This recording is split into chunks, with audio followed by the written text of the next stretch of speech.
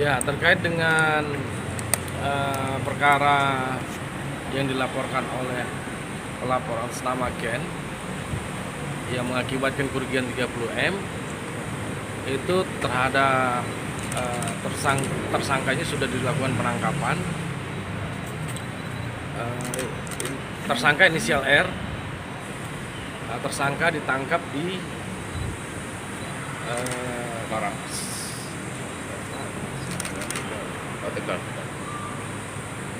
Tersangka R ditangkap di Tegal pada tanggal 27 Desember 2024. Saat ini tersangka sedang dalam pemeriksaan untuk penyidik mengetahui aliran dananya 30 M kemana saja.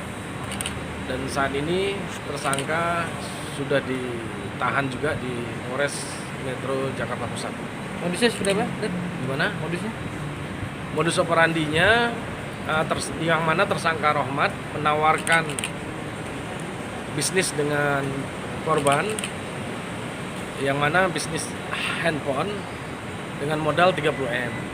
Kemudian korban transfer uang dari bank BCA, rekening BCA korban transfer ke rekening MyBank milik tersangka R dengan perjanjian hanya showing saja. Terus kemudian tanpa diketahui oleh korban, pihak tersangka melakukan pencairan dana dengan melakukan back to back kepada rekening istri tersangka inisial S. Nah, sehingga pada saat itu korban mengetahui bahwasannya uangnya udah cair. Ketika itu langsung membuat laporan polisi ke Polres Metro Jakarta Pusat. Saat ditangkap sedang apa? Tersangka R ditangkap pada saat itu sedang berupaya untuk melarikan diri. Pasal berapa? Untuk terkait dengan pasal yang diterapkan, untuk yang pertama adalah pasal pengaduan palsu, yaitu pasal 220 KUHP dan 315 dengan ancaman hukuman, ulangi pasal 3 dan kita juntuhkan ke pasal 317, ancaman hukuman pidana penjara selama 4 tahun. Dan mengenai kalau terkait untuk dari pihak bank, untuk terkait dengan pihak MyBank, ini masih kita dalami, terutama kepada kepala cabang MyBank pada saat itu. Kami akan lakukan pemeriksaan secara detail. udah dipanggil belum di sini?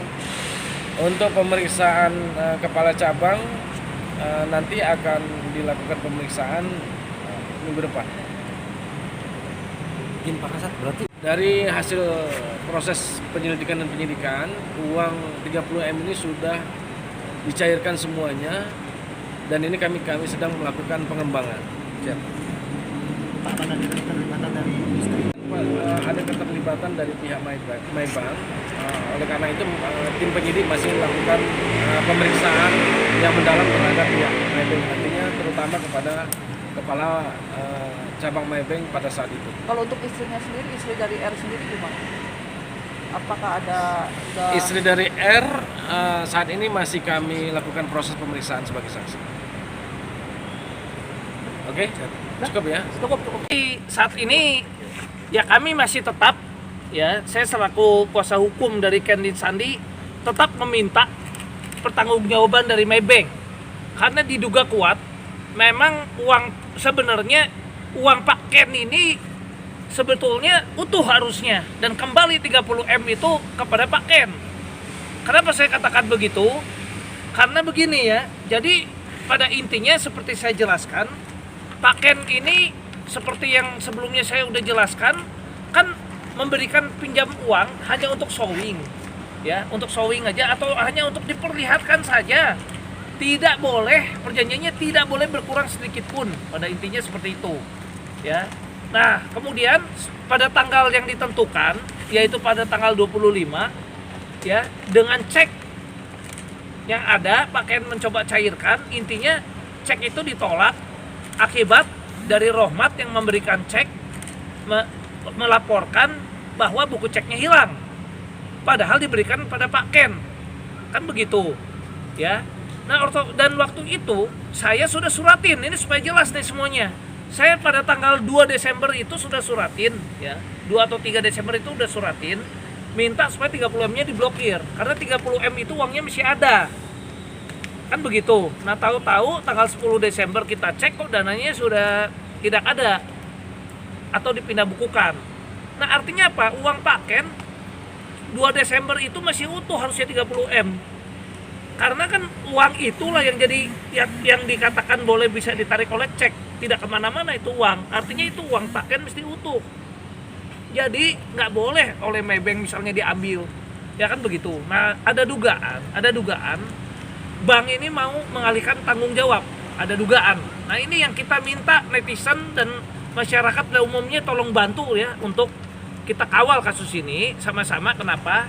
Karena begini, kita harus lihat ya, setelah dilakukan pemeriksaan kita dapatkan informasi ya, dan ada pengakuan dari Pak Rohmat sendiri tanpa sepengetahuan klien kami Pak Ken, ada terjadi perjanjian kredit back to back yang mana uang itu mengalir 30M itu secara bertahap ke rekening istrinya Pak Rohmat.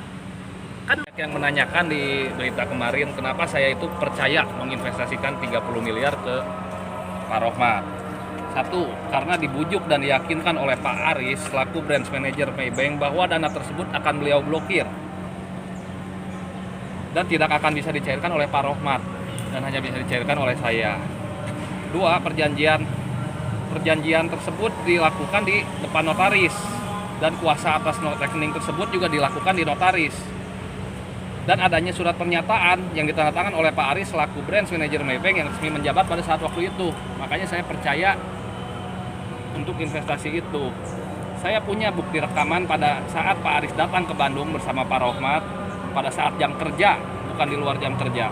Isi rekaman tersebut Pak Aris meyakinkan dan membujuk saya untuk menginvestasikan dana tersebut di rekening Maybank atas nama Bapak Rohmat. Bahkan Pak Aris memberikan surat-surat dari pihak Indosat yang membuat saya yakin kalau proyek pembelian handphone tersebut adalah benar adanya. klien saya nggak pernah tahu, ya kan? Udah jelas-jelas Pak Aris sendiri juga mengetahui itu uang adalah milik klien saya. Nggak mungkin dong dijadikan jaminan back to back tanpa persetujuan daripada klien saya. Kemudian kewenangan 30M itu di cabang kan nggak mungkin dong 30M. Harus di pusat. Iya, harus di pusat. Ya karena diduga, makanya di sini tentu lebih dari satu diduga kuat seperti itu kan begitu. Banyak kejanggalan karena saya juga pernah mengajukan kredit di bank lain dan pemeriksaannya proses kredit itu nggak detail gitu.